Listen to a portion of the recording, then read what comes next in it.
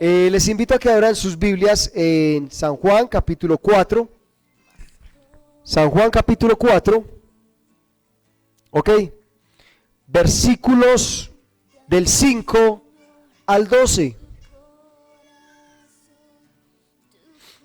San Juan capítulo 4, versos 5 al 12.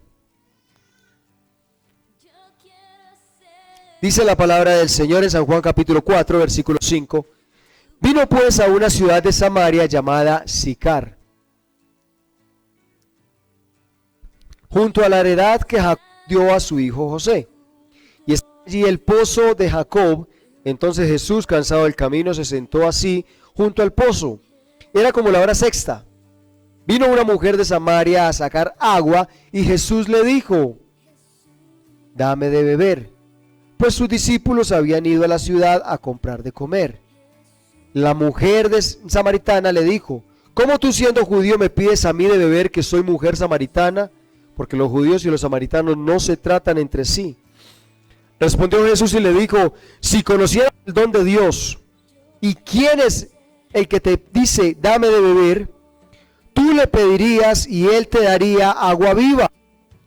La mujer le dijo: Señor, no tienes con qué sacarla y el pozo es hondo. ¿De dónde pues tienes tú el agua viva? ¿Acaso eres tú mayor que nuestro padre Jacob, que nos dio este pozo, del cual bebieron él y sus hijos y sus ganados? Padre Celestial, te damos gracias por esta escritura, por esta palabra que tú nos regalas el día de hoy. Gracias, Señor, por permitirnos entenderla, reflexionarla, meditarla y compartirla también, bendito Dios. Hoy te damos toda honra y toda gloria a ti, Señor, en Cristo Jesús. Amén y amén. Ahora sí te recibo. Muchas gracias.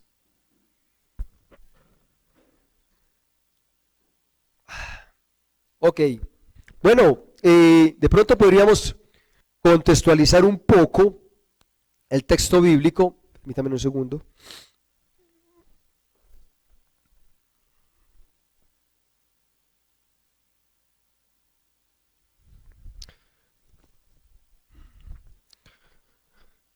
De pronto podemos contextualizar un poco el texto bíblico. Para los que de pronto no conocen la historia de la mujer samaritana, aunque yo creo que toda la iglesia conoce la historia de la mujer samaritana, hoy no vamos a hablar básicamente de la mujer samaritana. No, hoy vamos a hablar de Jesús en esa época, en esa historia, ¿verdad? Contextualizamos un poco. Estamos hablando de una región llamada Palestina.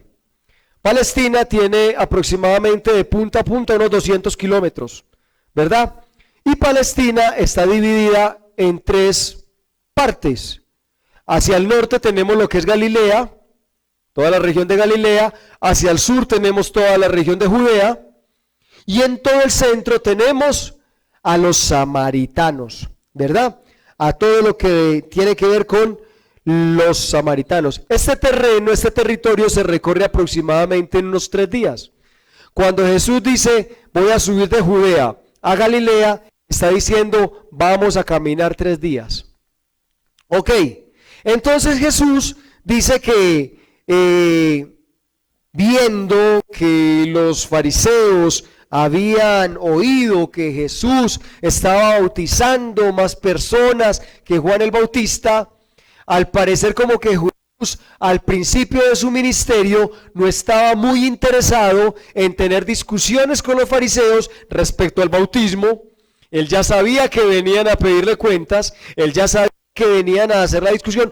Todavía no era prudente tener esa clase de confrontaciones con ellos, porque estaba formando a sus discípulos. Entonces, ¿qué hace Jesús? Nos vamos, vámonos. ¿Vámonos para dónde? Vamos a Galilea. Pero esta vez quiere hacerlo por Samaria, ¿verdad? Por Samaria, o sea, por toda la mitad de Palestina. Quiere subir por allí. ¿Por qué? Puede ser por 2 razones. Una, la parte física. Hombre, pero es que por el otro lado, por Perea, ya no son 200 kilómetros, ya son 400. Ya son 400 kilómetros, se duplica.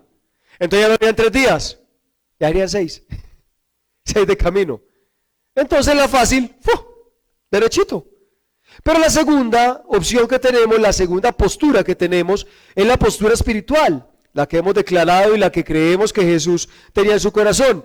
Había un propósito en el corazón de Jesús al pasar por Samaria. Él tenía un propósito al subir por ese lado, ¿verdad? Entonces, al subir por allí por Samaria, Jesús se encuentra en el camino con una bifurcación. ¿Qué es una bifurcación? Es lo que hoy en día en todos los pueblos llamamos cuatro esquinas. Pueblo que no tenga cuatro esquinas no es pueblo. ¿Sí o no? Usted en todo pueblo sabe, ¿dónde nos vemos? Nos vemos en cuatro esquinas. ¿No es cierto? Y esta no es la excepción. Entre Ríos no es la excepción. Usted tiene cuatro esquinas. Cuatro esquinas es cuando usted llega a una bifurcación y hay esquina para allá, esquina para allá, esquina para acá. Ahí en esa bifurcación había un pozo.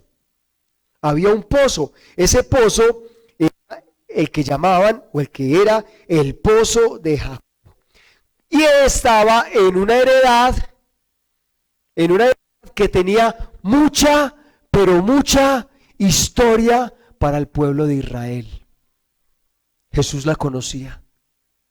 Los discípulos la conocían. Conocían la historia de esa tierra que estaban pisando. En especial esa tierra que se llamaba Sicar. ¿Por qué? Porque esa tierra fue dada, la compró Jacob, el patriarca, muchos años antes. Jacob compró esa tierra, ¿verdad? Y allí hizo el pozo, ¿verdad? Entonces, como los israelitas son descendientes de Jacob, ellos recuerdan esa tierra con agrado, recuerdan esa tierra como suya. Tienen historia en esa tierra. No solamente Jacob la compró, sino que también más adelante cuando fue a morir, repartió entre sus hijos la tierra y a José le dio la tierra de Sicar, incluyendo el pozo. A José le entregó esa tierra. O sea, los israelitas veían Sicar, ya no les pertenecía a ellos para la época de Jesús, ya no les pertenecía a ellos, pero ¿cómo la veían? Esta tierra era de nuestro padre José, del patriarca José, era esta tierra, porque Jacob se la heredó. Y cuando trajeron los restos de José de Egipto, José pidió ser sepultado allí en Sicar, en la tierra que su papá le había dado. Cuando salieron de Egipto, que ya José no vivía, se llevaron los restos de José. Sacaron de Egipto los restos de José, los llevaron a Sicar y enterraron allí los restos de José. Yo quiero darles a entender, quiero mostrarles de pronto un poco, lo que quiero es entender un poco de cómo veían los israelitas esa tierra que estaban pisando. Ya los israelitas regularmente no pasaban por ahí, pocas veces pasaban por ese lado. Pero cuando pasaban, ¿qué sentían? ¿Cómo lo vivían? Esta tierra era nuestra. Esto nos pertenece. Ese es el pozo de Jacob. Tenemos derecho a esa tierra. ¿Y sabe qué es lo más tremendo? Cuando Jesús pasa por allí, la intención real de Jesús al pasar por Samaria es recuperarla. ¿Recuperarla para quién? Para el reino. ¿Para el reino de Israel? No, para el nuevo reino de Dios. Cuando Jesús pasa por allí, les está dando a entender que en realidad lo que Jesús quiere es volver las dos naciones nuevamente a unirlas, nuevamente a romper barreras. Y recuerde, estamos en un contexto, me olvidé decirlo al principio, estamos en un contexto de San Juan capítulo 14, donde viene y nos decía que la intención del libro de Juan era Jesús mostrarnos al Padre. Jesús dar a conocer al Padre. Jesús vino aquí a la tierra y Juan se encarga de mostrarnos cómo Jesús nos declaró y nos mostró quién es el Padre y cómo es el reino de los cielos, para que usted y yo nos antojemos. Pues aquí estamos viendo una nación no judía, no israelita, no perteneciente a la tradición y a la religión, y está conociendo al Padre a través de Jesús. Jesús le dio a conocer a esa nación, y ahí es donde uno dice, gracias Señor, tenemos oportunidad. No somos judíos, pero tenemos oportunidad. Si lo tuvieron los samaritanos, nosotros también. Pero entonces, para poder volver a rescatar esa tierra, para poder volver a recuperar esa tierra, Jesús, ¿qué tenía que hacer? Romper barreras. Romper barreras. ¿Barreras como cuáles? La primera barrera que uno puede ver, la puede entender en el versículo 8, cuando dice que, pues sus discípulos habían ido a la ciudad a comprar de comer. Piense por un momento, mire. Los discípulos fueron por orden de Jesús a la ciudad. ¿A cuál ciudad? Posiblemente a Sicar, o posiblemente a alguna de las aldeas. Recuerde que era una bifurcación. Habían varias tierras, pero todas eran de samaritanos. ¿Usted se imagina un israelita tocándole la puerta de la tienda a un samaritano y diciéndole, me vende una libra de panela, por favor? Mire, si no es porque los discípulos habían conocido a Jesús, si no es porque los discípulos se relacionaron con Jesús, los discípulos no hacen eso. No hacen eso los discípulos. Vea, las personas de Israel que pasaban por ahí, o llevaban coca, o aguantaban 3 días hambre. Yo creo que más bien llevaban coca. Porque es que 3 días uno sin comer nada. Pero ellos no le compraban nada. Es más, había una tradición judía, no recuerdo cómo era, que los tactitas le decían a los samaritanos, despreciables, que significaba como despreciables, que usted no podía comer pan de tactita, o sea, pan de samaritano, que usted no podía comer de ese pan porque ese pan era maldito, ese pan era despreciable. Ellos tenían una ley interna que decía que ellos no podían comer esa clase de cosas. Y Jesús los mandó a comprar comida. Dígame si ahí ya no está rompiendo barreras. Ahora vaya pensando en usted y en mí, como esos discípulos que Jesús los manda a comprar comida donde usted no quiere. Donde usted no quiere comprar. No, yo allá no le digo, no, ¿qué tal? Aquí. No. Piense en los mandatos que Jesús, si Jesús mandó a comprar comida a los discípulos para romper barreras, piense por un momento qué lo mandaría a hacer a usted para romper barreras. Y los discípulos ahí van con esa carita de perrito regañado. Yo no me los imagino tocando allá y todo el mundo sabiendo que son, entrando a la ciudad porque Jesús iba por el camino. Pero ellos entran a la ciudad, estaba a 1 kilómetro aproximadamente de donde estaba el pozo, la ciudad más cercana que era Sicar, y entrando allá a tocar. Y en el nombre de Jesús venimos a comprar comida. Venimos a comprar, poder seguir el camino. Y los samaritanos, ¿y esto es qué? Esto es comprando comida. Los israelitas que se creen superiores, los israelitas que se creen los dueños de todo, comprándonos a nosotros. Nos están diciendo que quieren comer nuestra comida. ¿No se van a envenenar? ¿No se van a morir? ¿Y no van a quedar malditos? ¿No se van a contaminar? Yo creo que eso fue una humillación para los judíos, para los apóstoles, ¿verdad? Entonces la primer barrera que se rompe allí en realidad es cuando Jesús los manda a comprar esa comida. Pero vamos a mirar las barreras que en realidad Jesús tuvo que derribar también, o quiso derribar allí en medio de esta situación. La segunda barrera se derriba también cuando Jesús le demuestra su humanidad a la mujer. Mire la forma que Jesús derriba barreras. Es que el Evangelio de Juan nos deja ver a un Jesús que se encuentra cansado, y agotado del camino. Cansado y agotado del camino. Yo creo que Jesús utilizó esa estrategia, este texto bíblico, donde dice que iba cansado y agotado, donde iba que el versículo 6, y estaba allí el pozo de Jacob. Entonces Jesús estaba cansado del camino, se sentó junto al pozo, y era como la hora sexta, al pleno mediodía. Jesús lo utilizó para que lo viéramos. Juan lo muestra para mostrarnos que Él no nos está mostrando un Jesús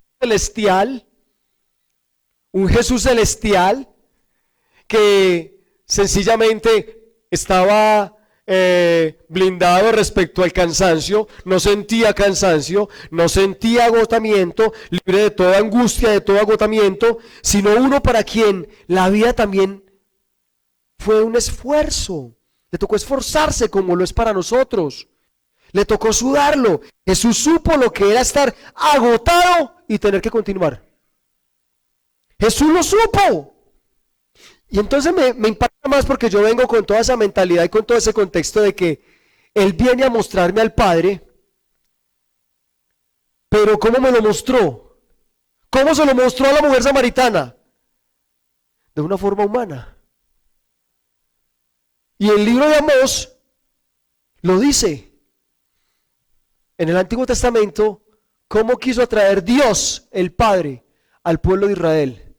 Con hilos de amor te atraje, con hilos humanos. Dios, aquí no nos están mostrando a un Padre celestial o a un Jesús celestial que es inherente a todo lo que nosotros vivimos. No, aquí Jesús vino a mostrarme, el Padre sabe lo que usted vive, el Padre siente. Jesús vino a mostrarle, y esa mujer cuando encontró allí a Jesús, ¿qué esperaba encontrarse? Un rabino judío. Deje así.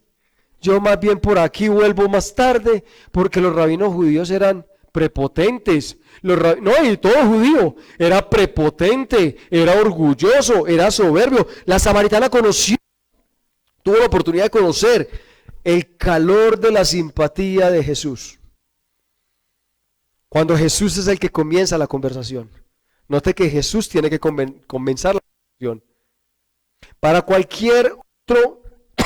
de cualquier otro líder religioso ortodoxo, judío, ella hubiera salido corriendo, ella hubiera huido, se hubiera ido inmediatamente, o si le hubiera hablado, le respondería de la forma más déspota, más seca, o simplemente lo castigaría con el desprecio del silencio. A cualquier judío que se le presentara ahí en el pozo, ya sabía cómo tenía que actuar. Simplemente, si no se puede devolver porque ya caminó mucho rato, entonces vaya, saque y ni lo mire para que no la desprecien, para que no la hagan sentir mal, para que no la hagan desvalorizar. Pero ella quiso entablar una conversación con Jesús. Escuche eso. Ella quiso entablar una relación con un judío, una conversación con un judío. ¿Por qué? Porque ese judío le mostró un afecto diferente, tal vez porque no la juzgó, tal vez porque no la hizo sentir como una cucaracha, tal vez porque no la empelotó con la mirada, que eso es lo que hacían otros sacerdotes hipócritas judíos, que las miraban simplemente como un objeto. Ella no se sintió acosada, no se sintió juzgada. ¿Qué sintió ella? Simplemente sintió una amistad limpia, una amistad comprensiva. Y eso en este contexto es romper barreras. Jesús rompió la barrera de la superioridad. Jesús rompió la barrera del orgullo, de la soberbia, de la altivez de los puestos. De que porque yo estoy más bien ubicado, más bien parado, más bien organizado, podía mandar o tratar mal. Jesús rompió esa barrera para ese momento. Entonces, en realidad me doy cuenta que Dios estaba bien interesado en volver a rescatar, pero tenía que buscar una forma de acercamiento a los samaritanos. Y aquí me doy cuenta que Dios está bien interesado en volver a rescatar otra vez al gentil, volver a rescatarnos. ¿Y sabe qué hizo Dios para rescatarlo a usted y rescatarme a mí? Cambió la metodología. Nos llegó de una forma que Él sabía que nosotros íbamos a querer reaccionar, íbamos a querer entablar una relación de amistad con Él. Porque usted y yo hemos escuchado de las religiones, usted y yo hemos escuchado de las iglesias, hemos escuchado de las doctrinas, sin embargo aquí estamos. Jesús nos supo llegar. El Padre estaba interesado y sigue estando interesado en rescatar aquellas tierras que ya no pertenecían supuestamente al pueblo de Israel, al pueblo de Dios, rescatarlas para el reino. Entonces la intención de Jesús, que también es la del Padre, fue derribar esas barreras y recuperar esas ovejas para el reino. Para poderlo entender y para poder entender también cómo fue que Jesús se acercó a los samaritanos, también es importante que nosotros conozcamos un poquito de la historia de los samaritanos, porque es que a mí me llamó mucho la atención la forma en que la mujer responde en el verso 12. ¿Acaso eres tú mayor que nuestro padre Jacob? Y yo, un samaritano diciendo, nuestro padre Jacob. Escuche eso. Entonces ahí como que me llama, ¿y esta por qué se cree hija de Jacob? Que nos dio este pozo. Se lo dio. Del cual bebieron él, sus hijos y sus ganados. Esta mujer se cree israelita. Se cree con derecho a esa tierra. Y yo me imagino a un judío escuchando esas palabras. Piense lo que le contaba ahorita. ¿Quién tenía más derecho a decir esta tierra es nuestra? El israelita. Jacob era el padre de Israel, no de los amarios.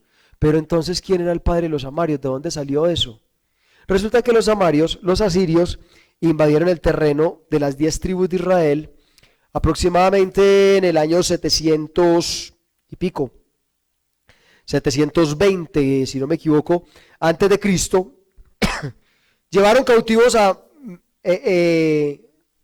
su tierra, llevaron cautivos los asirios, llevaron al pueblo de Israel, lo vaciaron, o sea, vaciaron las 10 tribus de Israel, todo ese terreno que pertenece, que luego más adelante a los samaritanos, todo eso fue vaciado, llevaron a todas esas personas cautivas, los llevaron, ¿verdad? Y en su lugar colocaron otros habitantes de otras naciones. Cuenta la historia que trajeron gente de Babilonia, cuenta la historia que trajeron gente de personas extranjeras de Cuta, Aba, Amat y Serfabayín. Esas eran poblaciones completas y absolutamente paganas. Los llevaron y los colocaron allí, en Israel, donde eran las 10 tribus de Israel, donde más adelante son los samaritanos. Pero resulta que las bestias del campo, Dios utilizó las bestias del campo para que atacaran a esos nuevos habitantes de la tierra de Israel.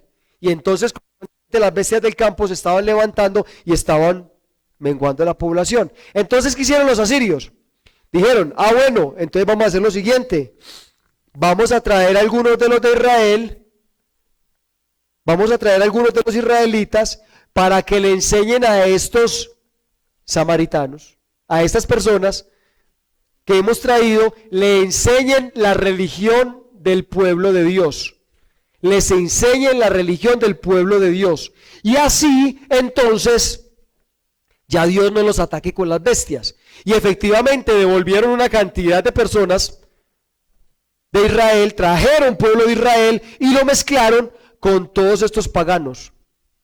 Lo mezclaron. El pueblo de Israel, ¿qué hizo? Las 10 tribus de Israel rápidamente hicieron nexos con esta gente, se casaron con ellos, se relacionaron, en fin, tuvieron hijos y de ahí nacen los samaritanos.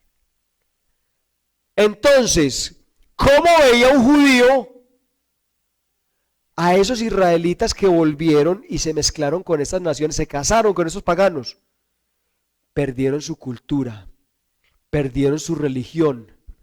Y fuera de eso, no solamente trajeron la religión del Dios de Israel, sino que entonces ahora hicieron una mezcolancia. La religión del Dios de Israel con otra religión, con todas las religiones que ellos tenían acá, y sacaron unas religiones raras. Entonces no solamente perdieron su cultura, no solamente perdieron su primogenitura, sino que también perdieron la religión, perdieron al Dios verdadero, porque mezclaron una cantidad de cosas, una cantidad de religiones paganas, y eso fue lo que hicieron. Eso era imperdonable para los de Judá. Ahora los de Judá también fueron llevados cautivos años más tarde, como 250 años más tarde. ¿Qué hicieron los de Judá? No se mezclaron con los de Babilonia. Y cuando fueron liberados de Babilonia y volvieron completamente limpios. No se trajeron a la gente de Babilonia. ¿Por qué? Porque ellos querían conservarse limpios. Entonces, cuando Judá fue llevado a Babilonia y regresó a construir el templo, vinieron los samaritanos. Recuerde quiénes eran los samaritanos. Entonces, una mezcla de paganos con algunos israelitas que se habían paganizado y habían vuelto la religión un sancocho. Y vinieron los samaritanos y le dijeron a los israelitas: déjenos construir el templo con ustedes, queremos construir el templo. ¿Y qué le dijeron los judíos? No, muchas gracias, no necesitamos su ayuda. Ustedes están sucios, contaminados, nosotros nos conservamos limpios. Y los sacaron, no les permitieron construir el templo junto con ellos.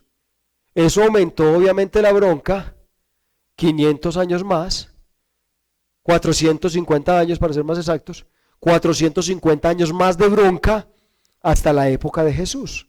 En esos 450 años vino un sacerdote y les propuso, hubo un sacerdote llamado Manasés que fue y les construyó un altar en Gerizim. Y empezó a decirles que ellos, un sacerdote israelita, se casó con una mujer de las samaritanas y fue y les construyó un edificio, un templo en Gerizim, y les dijo: ahora ustedes pueden adorar aquí. ¿Por qué? Porque el sacerdote les está trayendo el templo hasta acá, para que ustedes no tengan que ir allá. Entonces los samaritanos durante 450 años, ¿a qué se dedicaron? Todo israelita que venía de Galilea, que venía para Jerusalén a adorar, ellos le salían al camino. Venga, ¿y no le parece más fácil adorar aquí en Gerizim?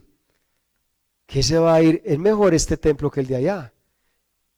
Y está más cerquita, más descongestionado. Es más, vea, a usted una gallina allá para poderla sacrificar le vale 20, aquí le vale 10. ¿Qué se va a ir hasta allá? Aquí el diezmo es al 5%, para hacer competencia. ¿No es cierto? Y empezaban a sonsacarlos. Se creó una división impresionante entre las dos tribus. Ok, entonces eso incrementó todavía más el odio. Eso incrementó el odio entre ellos. ¿Con qué autoridad viene esta mujer y dice: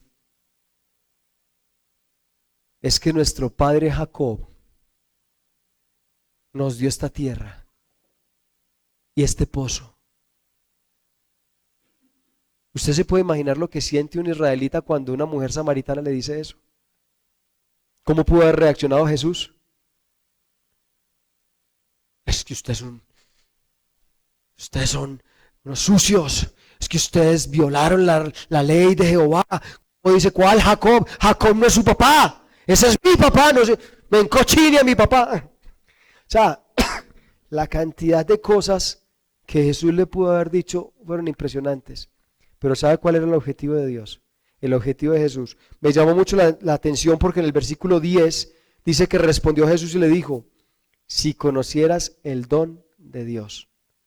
Jesús estaba interesado en que el don de Dios también llegara a estos hombres que corrompieron por completo la ley. que mezclaron la ley de Dios con leyes por la religión de Dios, con religiones paganas, que se robaron la tierra, que hicieron cochinadas en el templo, que levantaron su propio templo.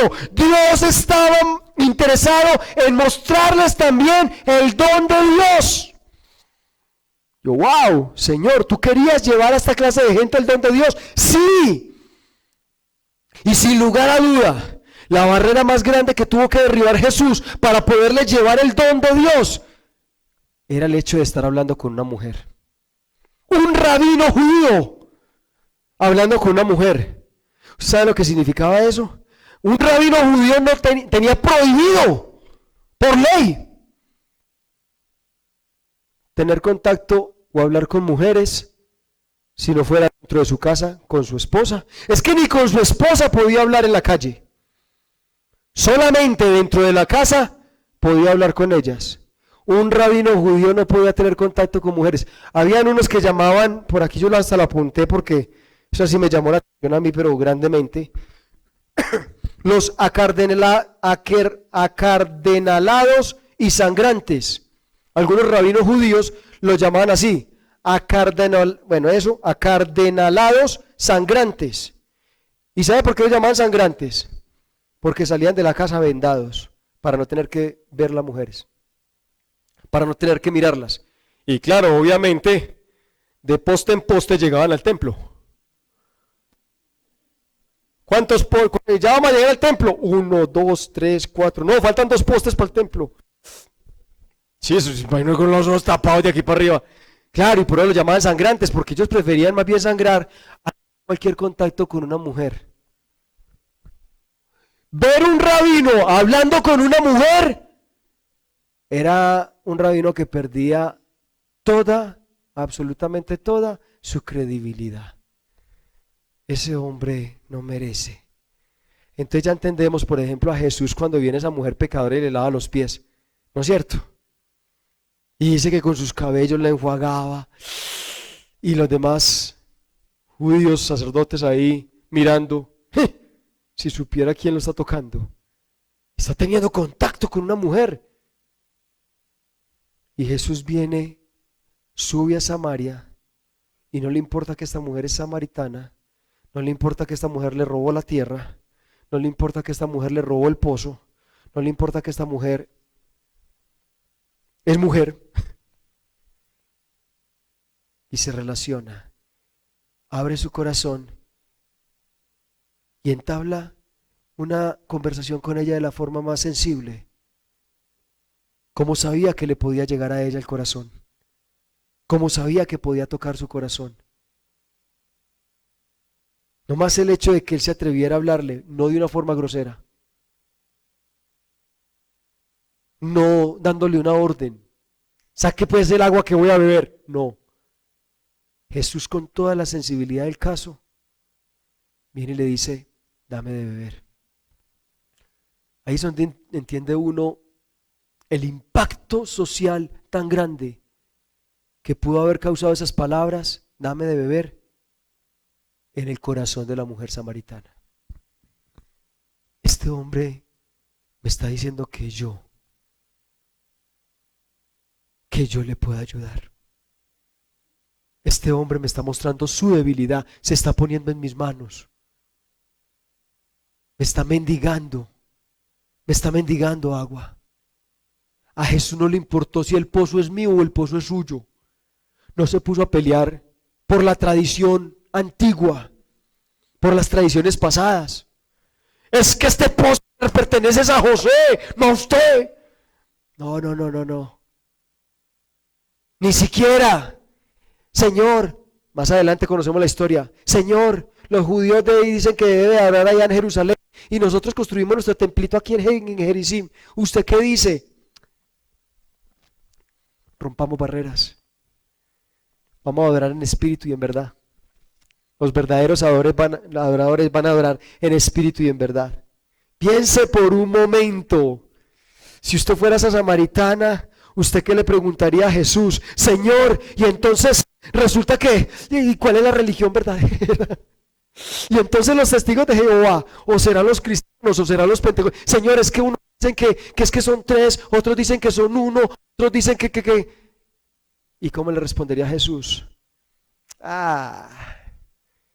Adórame en espíritu y en verdad. Vamos a ganar personas para el reino. Y mire, ¿por qué les toco este tema? Porque Jesús nos muestra la intención del Padre de romper barreras. Jesús nos muestra un Padre que quiere romper barreras, pero ¿cómo lo hace? Desde la humanidad, desde nuestra humanidad, desde nuestro entendimiento. ¿Para qué? Para que nosotros podamos hacer lo mismo. Para que nosotros como seres humanos podamos hacer lo mismo. Piensa por un momento en los judíos. Si los judíos veían a los samaritanos por haber hecho lo que hicieron como paganos, ¿sí o no? Los veían como paganos, y eso que todavía hicieron un templo para adorar al Dios de Israel en Gerizim. Piense cómo nos ve un judío a nosotros, a los occidentales, que cogimos la religión, y ahora hablemos de un judío mesiánico, o sea, uno de los buenos. No hablemos de los judíos ortodoxos, sino hablemos de un judío que cree en Cristo, que cree en Jesucristo. Entonces, empieza a observar a los occidentales, a nosotros, a los gentiles. Adoran a María, adoran a José, adoran a Tomás, adoran a cochinos, puercos. ¿Cómo le meten ese montón de santos? Y después dicen que esos son los cristianos. Porque a nivel mundial el cristianismo es el catolicismo. Y el catolicismo es María. Piensa cómo nos ve un israelita a nosotros los occidentales adorando a María. Nos detesta. Y se hacen llamar cristianos. Los cristianos adoran a María. Los cristianos adoran a santos. No a santos, a los santos. Ok, los cristianos adoran a los santos. Tienen santos por todos lados. Los cristianos son corruptos. Los cristianos no guardan la ley de Dios. ¿Cómo se sienten ellos? Arden. Y Jesús vino a decirles, pero yo no vine a juzgar, porque la intención del Padre, porque lo que yo vengo a mostrarles del Padre, no es que yo vengo a juzgar el mundo, yo vengo a salvar. Y entonces eso que obliga a un judío cristiano, a un judío mesiánico, ¿a qué lo obliga?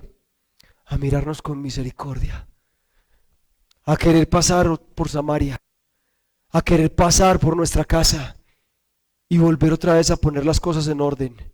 Venga, está bien que seamos cristianos, que seamos mesiánicos, pero mire, por favor, no exageremos, no nos vayamos hasta allá, a mirarnos con misericordia, a entregarnos, a venir a hablarnos con amor, con esa gracia que Cristo presentó.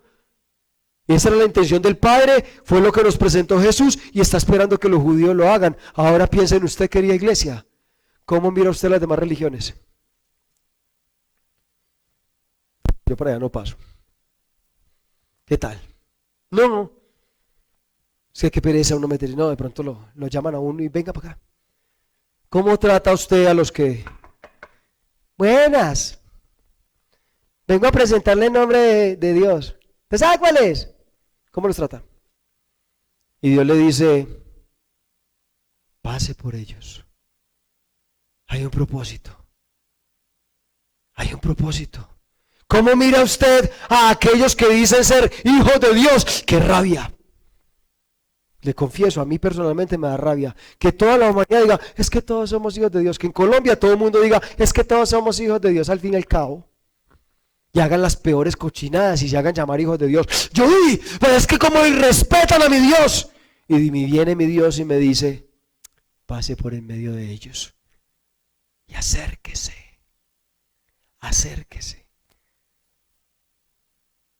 Mírelos con misericordia, rompa barreras. Mire la forma en que usted pueda romper barreras. Y si romper barreras significa mostrar su debilidad, aprenda de Jesús. entonces usted va a ir y se va a sentar a compartir el evangelio con alguien, pero el fuerte es él y el débil es usted. Entonces sí es posible que usted presente el evangelio siendo usted el débil. Ahora, quiero terminar con esto. Mire, durante mucho tiempo yo cargué en mi corazón, yo cargué en mi vida un dolor y un rencor contra mi familia. Contra mi familia. ¿Y por qué contra mi familia? Porque cuando cumplí los 14 años mi mamá murió. Y cuando mi mamá murió, para ustedes ya, para muchos de ustedes saben, mi papá un año después ya se había conseguido otra novia y se fue. Y yo tenía tal vez muchos sueños, muchas esperanzas y muchas expectativas a nivel académico. Yo quería ser arquitecto, soñaba con ser un gran arquitecto, soñaba con... Y cuando yo salí del bachillerato, que gloria a Dios pude terminar mi bachillerato, aunque mi papá no estaba ya con nosotros, cuando yo terminé mi bachillerato mi papá ya no estaba con nosotros, cuando yo terminé mi bachillerato, a mí inmediatamente me tocó empezar a trabajar. Yo no pude ir a los grados fueron en la iglesia católica del barrio. A 2 cuadras se cogía el bus, yo tenía que coger el bus para ir a trabajar. Y cogí el bus, y el bus pasó por enfrente de la iglesia católica, y a mí me tocó ver a todos mis compañeros allá en el frente, con su toga, con su birrete y con su diploma, graduándose. Y yo tenía que ir a trabajar ese día, yo no me pude, pues, me gradué por ventanilla. Fui a reclamar mi diploma después por ventanilla, porque tenía que trabajar. Y todo eso fue acumulándose en mi corazón. Yo, mi papá, ¿por qué me tuvo que haber abandonado? Yo pude haber sido un arquitecto. Yo pude haber sido, pero no. Ni siquiera pude ir a mis grados. ¿Por qué? Porque trabajaba en una discoteca. Porque tenía que ir a ese centro de perdición, a ese centro de perversión, a trabajar, porque fue el único trabajo que conseguí a mis 17 años. 17 años y ya trabajaba en una discoteca nocturna. Obviamente, no conozco la primera discoteca diurna, ¿no es cierto? Y entonces, claro, yo tenía que ir a trabajar toda la noche hasta las 3, 4, 5 de la mañana en un ambiente pesado. Y yo era trabajando en ese ambiente pesado y yo era pensando, ¿y por qué mi papá no pudo seguir conmigo? ¿Por qué mi papá me abandonó? Yo pude haber tenido una carrera, yo pude haber tenido estudio, yo pude haber tenido oportunidades. Luego empiezo a trabajar y a conseguir una que otra cosita, y cargué mi corazón. Esto me lo pudo haber dado mi papá. Yo siempre recuerdo mi primer bicicleta. Mi primer bicicleta yo la tuve a los 18 años, cuando yo la pude comprar. Mi hijo a los 4 años ya montaba en bicicleta. Y yo veía a mi hijo de 4 años y yo mi primer bicicleta la tuve a los 18. Yo aprendí a montar bicicleta a los 18 años. ¿Por qué? Porque no tuve quien me diera una bicicleta. A mí me tocó comprar mi bicicleta.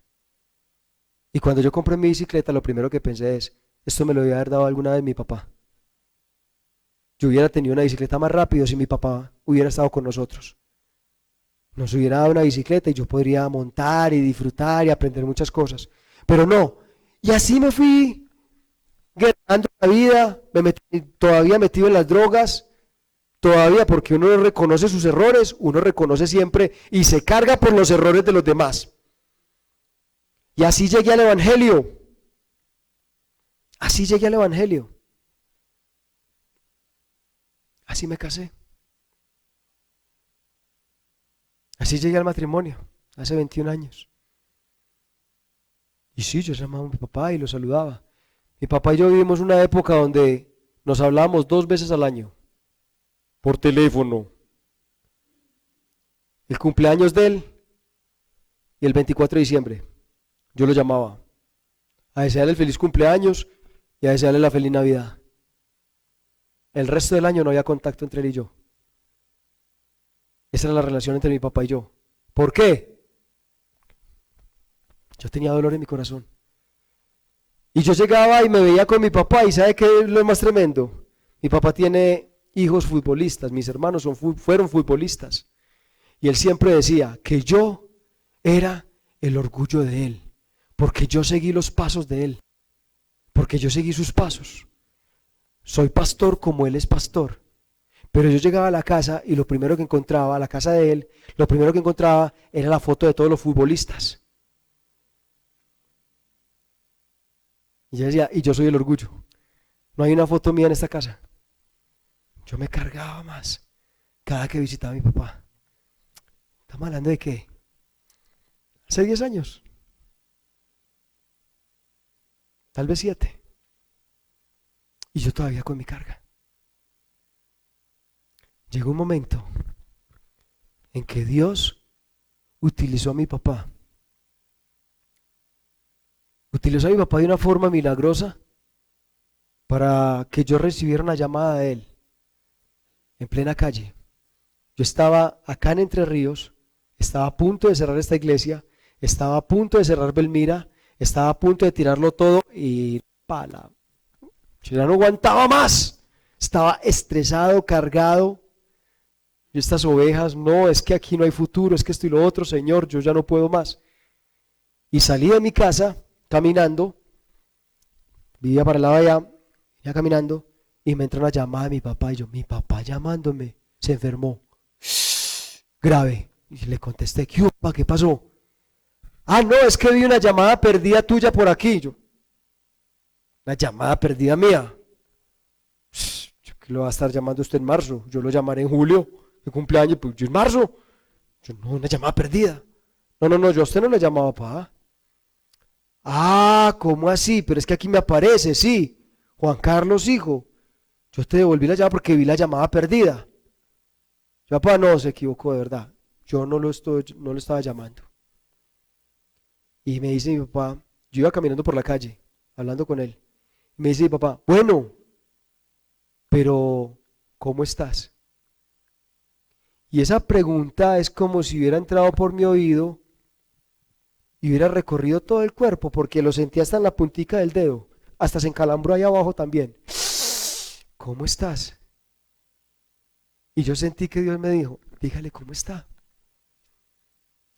Mira, era increíble, yo tirado en la mitad de la calle. No, yo me hice por una cerita. Pero sí, toda la gente que pasaba, yo empecé a hablarle a mi papá, a decirle cómo estoy. Yo le voy a contar cómo estoy. Y empecé a llorar. Y a llorar. Mi papá oraba. Y oraba. Y encontré el descanso en el hombre que yo detestaba y tenía tanto rencor en él. Y yo le hablaba y le decía, estoy cansado, estoy agotado, no soy capaz, no puedo más. Y él oraba por mí, me decía, usted cuenta conmigo, porque usted tiene un papá que se llama Dios. Y Dios a usted no lo va a dejar. Y me dio una fortaleza tan impresionante, mi papá, al hombre que yo recriminaba, al hombre que yo señalaba. Luego de eso viene el Señor y me dice, yo le mandé a los hijos a honrar a sus padres. Ningún momento yo le mandé a los padres a honrar a sus hijos.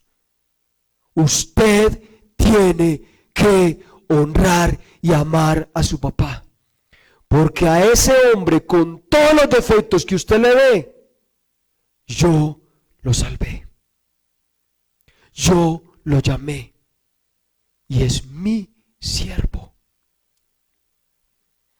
Y yo entendí, ¿quién soy yo? ¿Quién soy yo para tocar al siervo de Dios, para hablar, para juzgar a un siervo de Dios como esos? ¿Quién soy yo para guardar rencor por cosas pasadas cuando Jesús pudo haber peleado por un pozo? Cuando Jesús pudo haber peleado por una tierra, cuando Jesús pudo haber peleado, ¿qué hizo Él? Se hizo pequeño. Se hizo pequeño. Y le doy gloria a Dios. No sé hace cuánto fue eso, hace 10 años tal vez. Que de 10 años para acá, mínimo una vez al mes. Mínimo, una vez al mes y todavía es poco. mi papá y yo nos estamos llamando. Y cuando él ve que pasa una temporada y yo no lo he llamado, él me llama. ¿Oíste? ¿Cómo estás? Y yo, bien, papá, ya mucho mejor. Bien, bien, bien.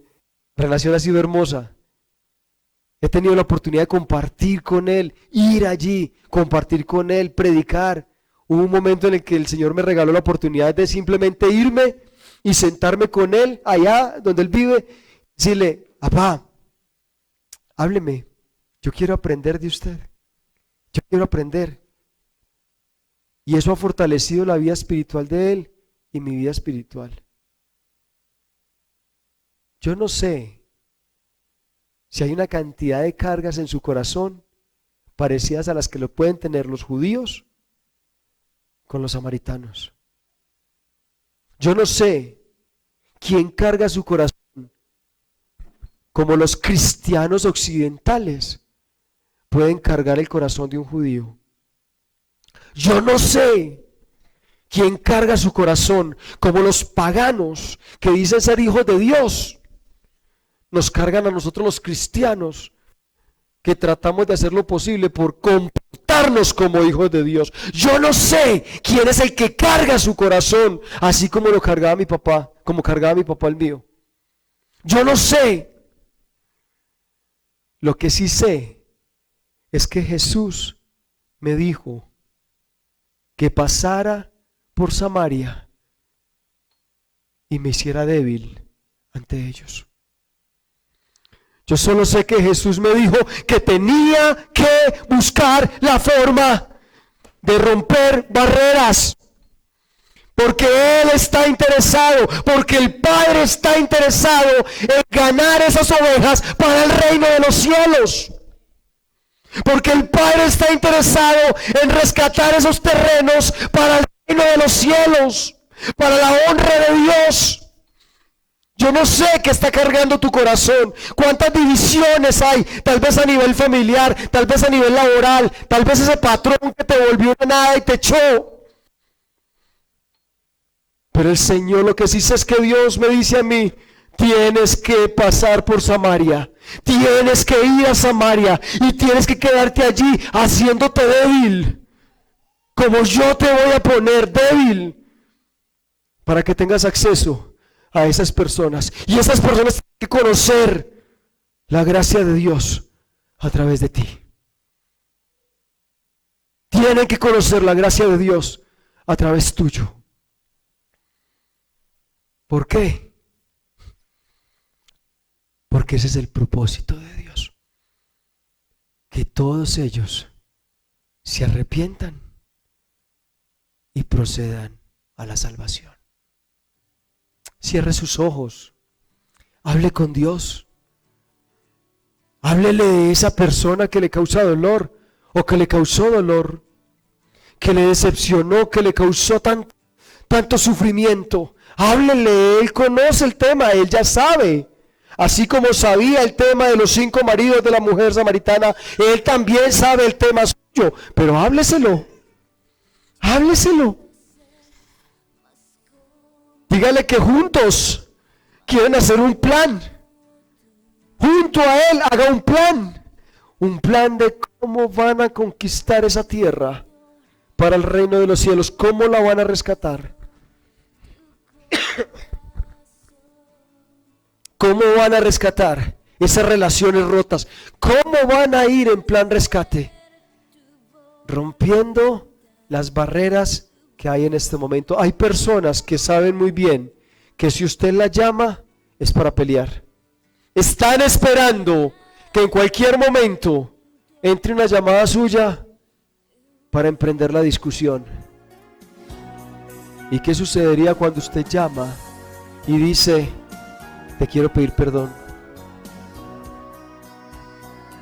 Hay personas que están preparadas para recibir todo nuestro odio. Hay personas que están listas para recibir todo nuestro rencor porque nos hicieron daño. Y Jesús me dice, hazte débil, hazte pequeño y llégale a ese corazón, llégale porque me interesa. ¿Quién eres tú para juzgarlo? Cuando yo lo amo y cuando yo lo quiero rescatar. Cuando Él también fue creación mío y yo también pagué precio en la cruz del Calvario, también pagué sangre por Él, para que Él fuera perdonado. ¿Quién eres tú para juzgarlo? Que porque te dio una mala vida tu papá, que porque te dio una mala vida tu mamá, que porque no te cuidó, que porque no te protegió cuando te tenía que cuidar y proteger. ¿Quién eres tú para juzgarla? Cuando Jesús derramó sangre en la cruz del Calvario para que fuese perdonada.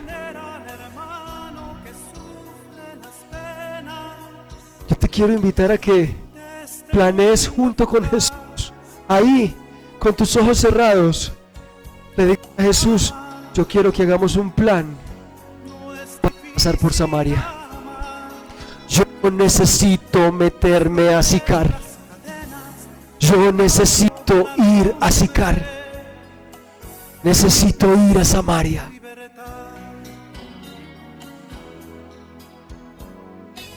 Y tal vez allí lo que vaya a sentir es sed. Tal vez allí lo que voy a mostrar es hambre. Tal vez allí lo que voy a mostrar es que soy débil. Para poder llegar a esa alma. Y tal vez allí me va a tocar olvidarme de que ese terreno me pertenecía. Y tal vez allí me va a tocar renunciar a lo que era mío. Y tal vez allí me va a tocar renunciar a lo que yo sentía por estas tierras, a lo que me hicieron, a lo que me robaron. Tal vez allí me va a tocar renunciar a mí mismo. Pero haz el plan con Jesús. Haz el plan de rescate. La misión rescate con Jesús.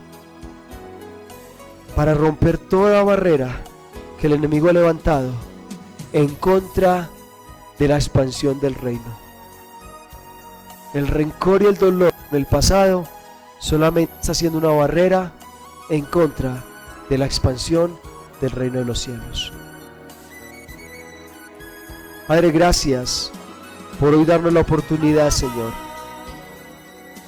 Darnos la oportunidad de volver a pasar por Samaria, por nuestro Samaria, romper barreras y levantar tu nombre donde quiera que vayamos. Te damos gracias en Cristo Jesús. Amén.